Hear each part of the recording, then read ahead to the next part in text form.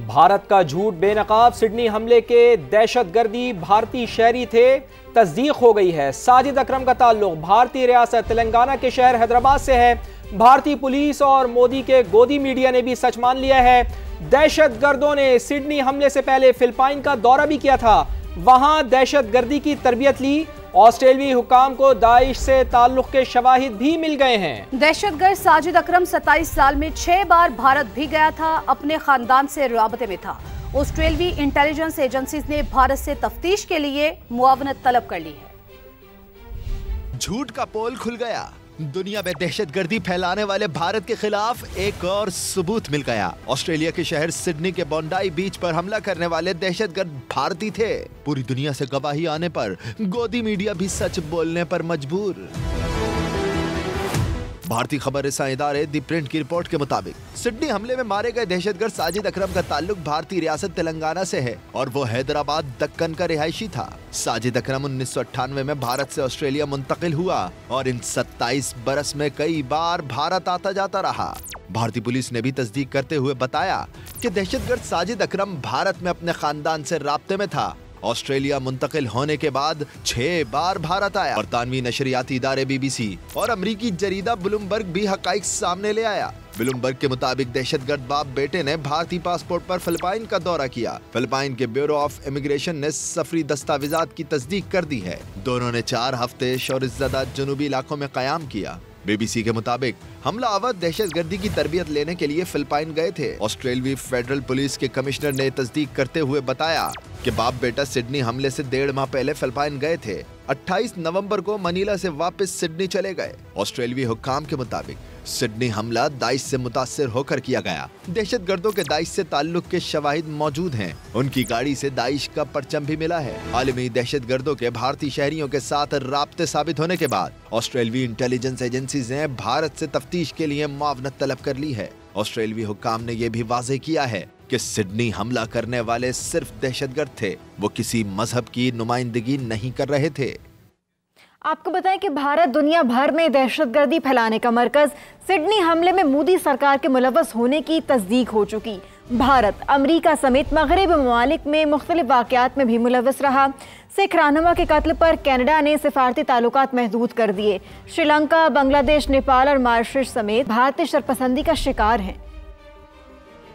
भारत की रियासती दहशतगर्दी से पूरी दुनिया मुतासिर। ऑस्ट्रेलिया से कनाडा तक कोई भी भारत के शर से महफूज नहीं। सिडनी हमले में भारतीय किरदार बेनकाब होना, पाकिस्तान के मौक़िफ़ की तायीद, आलमी जरीदों के होशरुबा इंकिशाफात, मोदी हुकूमत की कलई खुल गई। ऑस्ट्रेलियाई सिक्योरिटी हुकाम ने भारतीय खुफिया एजेंसी रॉ से राब्ता किया, जो दहशतगर्दी में भारत के मुलव्वस होने का वाज़ेह सबूत है। कनाडा भी भारत की रियासती दहशतगर्दी के मुतासरीन में शामिल। साबिक वज़ीर आज़म जस्टिन ट्रूडो ने भारतीय सिफारतकारों के शरपसंद अनासर से राब्तों को मीडिया के सामने बेनकाब किया था। कैनेडियन सरजमीन पर खालिस्तान रहनुमा हरदीप सिंह के कत्ल पर कई माह तक कनाडा और भारत के सिफारती ताल्लुकात मुअत्तल रहे। अमेरिका में सिख फॉर जस्टिस के सरबराह के कत्ल की साजिश पर भारतीय शहरी गिरफ्तार हो चुका है, जो भारतीय खुफिया इदारों के कहने पर सिख रहनुमा गुरपतवंत सिंह पन्नू के कत्ल के मिशन पर था। श्रीलंका में भारत तामिल दहशतगर्दों को दिहाइयों तक सपोर्ट करता रहा, जिसकी वजह से श्रीलंका को बदतरीन खाना जंगी का सामना रहा। भारत की रियासती दहशतगर्दी से खुद भारतीय शहरी भी महफूज नहीं। मणिपुर में भारतीय फौज के हाथों 260 अफराद हलाक, 60,000 बेघर हो चुके हैं। भारत के पहलगाम फॉल्स फ्लैग ऑपरेशन में 26 अफराद को बेदर्दी से कत्ल किया गया। मोदी सरकार पाकिस्तान में बड़े पैमाने पर दहशतगर्दी में मुलव्वस। मकबूजा कश्मीर में भी भारतीय दहशतगर्दी दुनिया के सामने बेनकाब हो चुकी। हाजिर service navy officer Kulbhushan Yadav की गिरफ्तारी भारत की रियासती दहशतगर्दी का वाज़ेह सबूत है। भारत आबादी के साथ दहशतगर्दी स्पॉन्सर करने वाला सबसे बड़ा मुल्क। पाकिस्तान में दहशतगर्दी के हर छोटे बड़े वाक़े में खुफिया एजेंसी रॉ मुलव्विस। आलमी बरादरी को भी हकीकत का एहसास होने लगा। मकबूजा कश्मीर में रियासती दहशतगर्दी पर अक़वाम मुत्तहिदा को भी तशवीश। रॉ के हाजिर सर्विस ऑफिसर कुलभूषण यादव की गिरफ्तारी भारतीय रियासती दहशतगर्दी का वाज़ेह सबूत है। मोदी सरकार बलोचिस्तान में जाफर एक्सप्रेस हमले में मासूम लोगों की जानें लेने में मुलव्विस रही। पेशावर पुलिस लाइन में दहशतगर्दी हो या इस्लामाबाद का कचहरी हमला, हर वाक़े के पीछे सिर्फ रॉ का घिनौना चेहरा नजर आता है। वाना कैडेट कॉलेज पर भी मोदी सरकार ने बुज़दिलाना हमला किया। बुज़ा कश्मीर भारतीय रियासती दहशतगर्दी का सबसे बड़ा सबूत। जन्नत नजीर खित्ता दुनिया की सबसे बड़ी ओपन जेल। अक़वाम मुत्तहिदा समेत तमाम आलमी इदारे मकबूजा कश्मीर की सूरत हाल पर तशवीश का इजहार कर चुके। फॉल्स फ्लैग ऑपरेशन भी मोदी सरकार का रियासती हथियार बन चुका। भारत ने फॉल्स फ्लैग ऑपरेशन के दौरान पहलगाम में कत्लेआम कराया और किसी तहकीक के बगैर इल्जाम पाकिस्तान पर धर दिया। अक़वाम आलम ने पाकिस्तान पर भारत का झूठा इल्जाम मुस्तरद कर दिया था।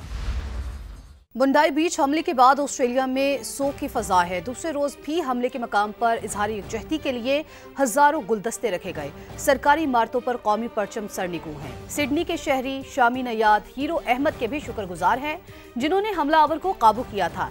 अहमद की दुकान के बाहर भी फूल रखे गए।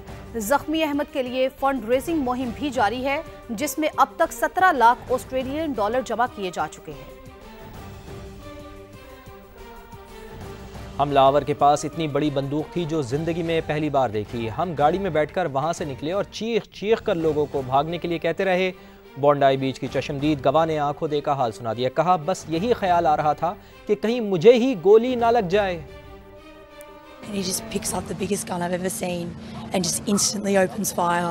And there's hundreds of people there, and I just go to my partner Tommy. I go, drive. He's got a gun. All I could think, I was like, I'm going to get shot in the back. I'm going to get shot in the back. And I just screamed at the top of my lungs, like, run! He has a gun! Run! He has a gun! And people were kind of looking at me like, who's this crazy person? आगे बढ़ें और आपको बताएं कि मार्का हक भारतीय फ़ज़ाइया के लिए डरावना ख्वाब बन गया। आलमी तहकीकाती रिपोर्ट ने भारतीय दिफाई बर्तरी के खुद साख्ता बयानिए की धज्जियां उड़ा दी। तबाह होने वाले 4 राफेल तैयारों के सीरियल नंबर भी जारी कर दिए। बरतानवी दिफाई जरीदे की एरो मैगजीन के मुताबिक 52 मिनट की फ़ज़ाई जंग में भारत का MiG-29, Su-30 और हरोब ड्रोन भी तबाह हुए। उधमपुर में दिफाई निज़ाम S-400, बरनाला में कमांड एंड कंट्रोल सिस्टम तबाह हुआ। भारत के कितने राफेल तैयारे गिरे? बरतानवी मैगजीन ने पाकिस्तान के दावे की तस्दीक कर दी।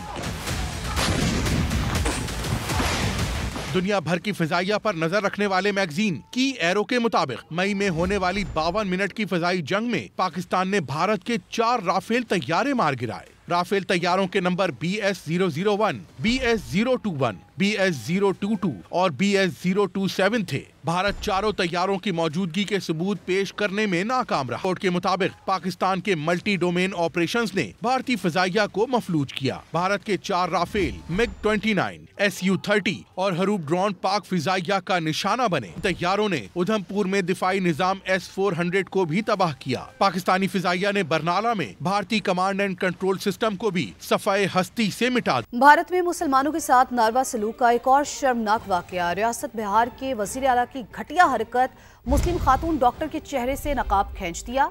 इंसानी हुकूक की आलमी तंजीम एमनेस्टी इंटरनेशनल की वाक़े की शदीद मजम्मत। वजीर आला बिहार के अमल को शर्मनाक, खातून की इज्जत, खुद मुख्तारी और शनाख्त पर हमला करार दिया। एमनेस्टी इंटरनेशनल की जानिब से जारी बयान में कहा गया कि खवातीन के साथ ऐसा सलूक नाकाबिले कबूल है। इस किस्म की कार्रवाइयाँ खवातीन में खौफ को बढ़ाती हैं। वजीर आला की ओछी हरकत पर जवाबदही और मजम्मत होनी चाहिए।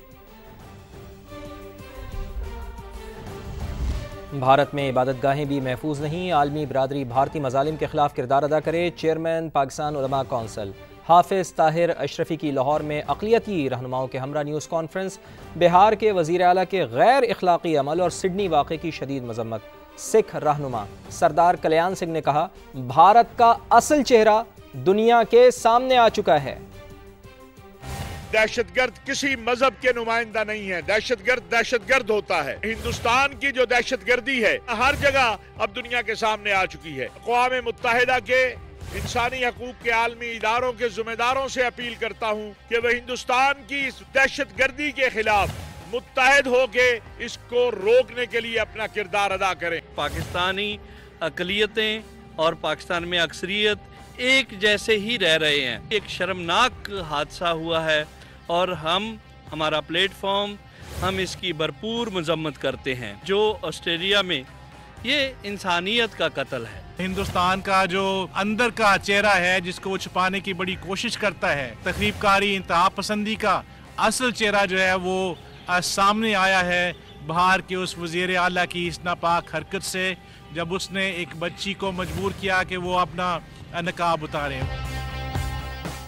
कराची पुलिस में काली भेड़े इंसदादे मुनशियात के लिए काम करने वाले इदारों का मुनशियात फरोशों से गठजोड़ का इंकशाफ। मुलजिम इन इदारों से भी मुनशियात खरीदते थे। पकड़ी गई मुनशियात को जाली से तब्दील करने पर 2 पुलिस अफसर मुअत्तल हुए। नवीद कमाल ने हमें ज्वाइन किया है। नवीद, इस हवाले से अपडेट कीजिएगा।